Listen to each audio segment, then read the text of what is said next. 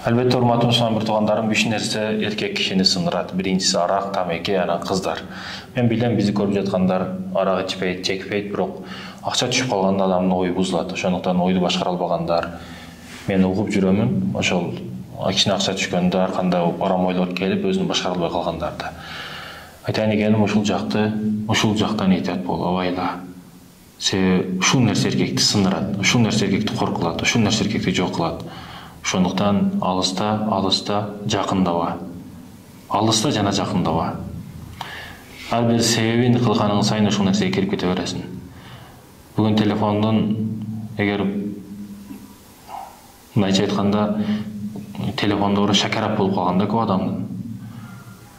Шакарап дегени пиязы дагы, чесногу дагы, помидор, айтор бардыгы бар.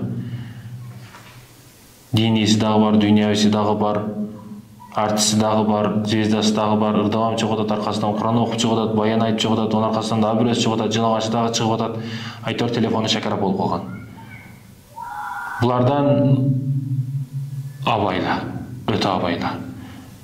Көз деген нерсе мээге берет. Ойлон, урматтуу сонун bir тууган.